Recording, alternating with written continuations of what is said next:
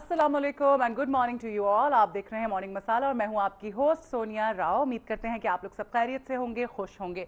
अच्छा जी, सबसे पहले तो आप हमारा जो नंबर है वो नोट कर लें, हमें कॉल कीजिए, हमारे प्रोग्राम में शिरकत कीजिए। हमारा नंबर है 042359172230। उसके अलावा आप हमें ईमेल भी कर सकते हैं। ईमेल करने के लिए हमारा ईमेल एड्रेस है mm@news1tv.tv। अच्छा जी, थॉट ऑफ द डे की बात करते हैं। थॉट ऑफ द डे जो है वो बहुत ही खूबसूरत थॉट है। इस बारे में मैं सोच रही थी, खैर मुझे मेरी एपी जो है एसोसिएट प्रोड्यूसर, उसने ये बात कल कही थी और मैंने कहा इस पर मैं बात करूं। बहुत सारी मेरे पास मिसालें हैं। तो वो कुछ इस तरह से है कि आजकल का वो दौर चल रहा है बदकिस्मती से जिस दौर में चीज़ों से मोहब्बत की जा रही है, इंसानों से नहीं, और लोगों को इस्तेमाल किया जा रहा है और चीज़ों से मोहब्बत की जा रही है। और यही वो वक्त आ जाता है जब अशरफुल मखलूक़ात के अजीम मनसब से गिरने में देर नहीं लगती। मतलब हम किस किस्म के इंसान हैं। मैं सोच रही थी कि आजकल जो चला हुआ है, लोग पूछते हैं कि जी अगर शादी की बात होती है, लड़कियों मतलब रिश्ता जाता है तो कहते हैं जी घर किधर है। इतनी सारी मेरे पास ऐसी मिसालें हैं अपने फ्रेंड्स के सर्कल में से, और बहुत सारे लोग इस तरह से डिस्कस करते हैं। आज भी सुबह मुझसे कोई यही बात कर रहा था, इस पर हम बात कर रहे थे कि जी शादी की बात होती है तो कहते हैं कि घर किधर है, डिफेंस में, अच्छा गाड़ी कौन सी है, अब्बा क्या करते हैं। मुझसे कोई ये बात पूछता तो मैं जवाब ही नहीं देती। यानी मटेरियल की इतनी अहमियत है कि जी घर किधर है, गाड़ी कौन सी है, और आपके जो फादर हैं वो क्या काम करते हैं। तो ये हमारी बदकिस्मती है। और मज़े की बात यह है कि लोगों को इस चीज़ का एहसास ही नहीं। हम इतने बेहिस हो गए हैं, हमें फ़र्क ही नहीं पड़ता। चाहे वो पैसा हराम का क्यों ना हो, किसी की चोरी करके लिया गया हो या हराम की कमाई हो, बस पैसा होना चाहिए। हम इतने मटीरियलिस्टिक हो गए हैं। तो प्लीज़ हम में से सब में मसले मसाइल होते हैं, कुछ ना कुछ बुरी आदत होती है। अगर किसी में ये चीज़ है जो मटीरियल के पीछे अगर भागते हैं तो प्लीज़ इस चीज़ को ख़त्म कर दें।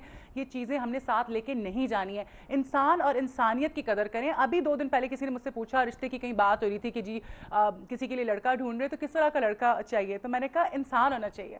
तो उनको बड़ी वो बात वियर्ड लगी, लेकिन हकीकत में अब हम इंसानियत ख़त्म हो गई है। अच्छा इंसान होना सबसे ज़्यादा ज़रूरी है, ये चीज़ें सेकेंडरी हैं। और यही थी थॉट ऑफ द डे। और अब आपको लिए चलते हैं न्यूज़ एंड व्यूज़ की जानिब।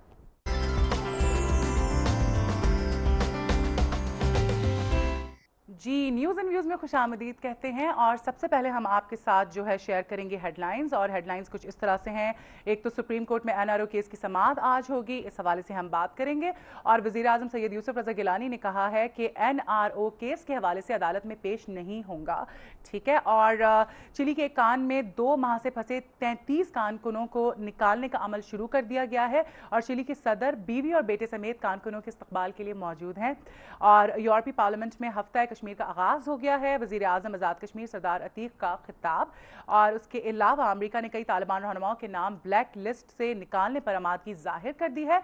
ये आमादगी तालिबान के साथ होने वाले मुज़ाकरात की वजह से जाहिर की गई है। इन सारी बातों पर हम बात करेंगे। और इस वक्त हमारे साथ मौजूद हैं, किसी तारुफ के मोहताज नहीं है, सीनियर जर्नलिस्ट हैं सलमान खलील साहब। अस्सलाम वालेकुम। कैसे मिजाज हैं आपके? खैरियत से? बहुत शुक्रिया, आपने वक्त निकाला और ये पहली दफ़ा आप हमारे प्रोग्राम में आ रहे हैं। इंशाल्लाह उम्मीद करते हैं कि आइंदा भी आप आते रहेंगे। अच्छा सर, आप सीनियर जर्नलिस्ट हैं, बहुत सारे इश्यूज चल रहे हैं, हम चाहेंगे आपका एनालिसिस उन पे लें। सबसे पहले हम आगाज़ करते हैं वज़ीर आज़म सैयद यूसुफ रज़ा गिलानी की। वैसे तो काफ़ी सारे बयानात हैं। एक उनका ये कहना है कि 5 साल के लिए आए हैं, मुद्दत पूरी करेंगे। तो आपको क्या लगता है कि जो मौजूदा सूरत हाल है इसमें मुद्दत पूरी होती नज़र आपको आ रही है? वो एक शेर है कि वाइज ने शराब का जिक्र इस कदर किया, जालिम के मुंह से आने लगी बू शराब की। देखिए बात यह कि जब प्रेसिडेंट और प्राइम मिनिस्टर ने ये कहना शुरू कर दिया है कि जी हम 5 साल के लिए आए हैं, सही।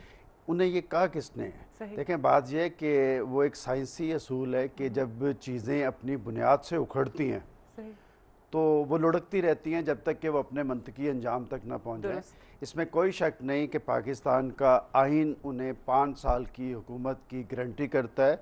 और पाकिस्तान के 17 करोड़ अवाम ने उन्हें 5 साल के लिए ही इक़्तिदार सौंपा था। इक़्तिदार का मकसद ये था कि उनके पास एक प्रोग्राम था, उन्होंने कौमी और अवामी मसाइल का हल करना था, पाकिस्तान को इस्तेकाम की तरफ लेके जाना था, लोगों के अंदर इत्तेहाद और यकजहती पैदा करनी थी, आपका इक़्तिसादी इंतज़ामी सियासी इस्तेकाम कायम करना था। लेकिन अमलन सूरत हाल क्या है? ज़मीनी हक़ाइक़ ये बता रहे हैं कि 18 फरवरी 2008 के बाद की सूरत हाल कि हर आने वाला दिन पाकिस्तान के अंदर एक नए बहरान का सामना करना पड़ता है। और एक इलेक्टेड गवर्नमेंट जिसे अपनी पॉलिसीज़ का रुख आम आदमी की हालत ज़ार में बेहतरी के लिए करना था, मैं समझता हूँ कि इनका कोई केस नहीं है। और यही वजह है कि प्राइम मिनिस्टर कह रहे हैं कि हम 5 साल पूरे करेंगे। देखें बात यह है कि वो ज़रूर 5 साल पूरे करते, लेकिन वो ये बताएं कि तकरीबन 3 साल होने को आए हैं। जमहूरियत के सारे सम्राट, आप देखें तमाम पॉलिटिकल पार्टीज को उठा के देख लें कि जमहूरियत के सारे सम्राट इन पॉलिटिकल पार्टीज को मिले हैं। 17 करोड़ आवाम को कुछ नहीं मिला सवाए बहरानों के, सवाए मसाइल के, सवाए मुश्किलात के, गुर्बत के, बेरोजगारी के और पसमानदगी के। और यही वजह है कि आज लोग मायूसी का शिकार हैं, बेचैनी है उनमें, मुल्क के अंदर एक बेयकीनी है। और जब बेयकीनी होती है फिर इस तरह के बयानात आते हैं। बात यह कि प्राइम मिनिस्टर साहब ख्वाहिशात के घोड़े दौड़ाने की ज़रूरत नहीं। वो जो आप माजी के अंदर कहते थे कि जी जनरल मुशर्रफ एक फौजी डिक्टेटर है, उसने ये किया, हम आएंगे तो ये करेंगे।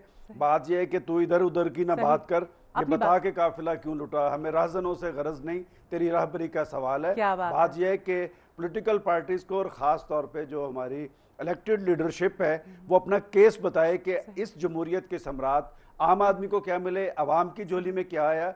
बात यह है कि मुल्क आज मसाइल की आग में जल रहा है और इसके जिम्मेदार हमारे हुक्मरान। अच्छा, आप मुझे एक बात बताएं, अगर आप जरा सा इनको क्रिटिसाइज करें तो उनका पार्टी का कोई ना कोई बंदा कहता है कि नहीं ऐसी बात नहीं है, ब्लेम गेम शुरू हो जाता है कि मुशर्रफ जो है उन्होंने ये किया, उन्होंने जो किया आज हम भुगत रहे हैं। लेकिन आप यकीन जा रहे हैं, इतने लोगों के साथ इंटरेक्शन होता है, लोग रो रहे हैं। ऐसे लोगों को जानती हूँ जो जब से कि हुकूमत आई है बेरोजगार हैं, महंगाई इतनी बढ़ गई है, अवाम रो रही है, पिस गई है बुरी तरह से, उसके बावजूद कहते हैं कि नहीं वो हम तो खमियाजा भुगत रहे हैं, जो मुशर्रफ साहब ने किया वो हम भुगत रहे हैं। मतलब वो मानते ही नहीं कि उनका कसूर है। देखिए आपने ये दुरुस्त कहा है कि बात, मैंने इसीलिए वो जो शेर पढ़ा था कि तू इधर उधर की ना बात कर, ये बता के काफिला क्यों लूटा, हमें राजनों से गरज नहीं, तेरी राहबरी का सवाल है।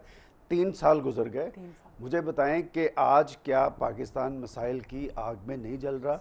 आज गरीब का चूल्हा बुझ रहा है। बल्कि मैं एक और बात कहता हूं कि जिस घर में बिजली का बिल जाता है ना, वहां से इनके लिए खैर की कोई उम्मीद नहीं रखनी चाहिए।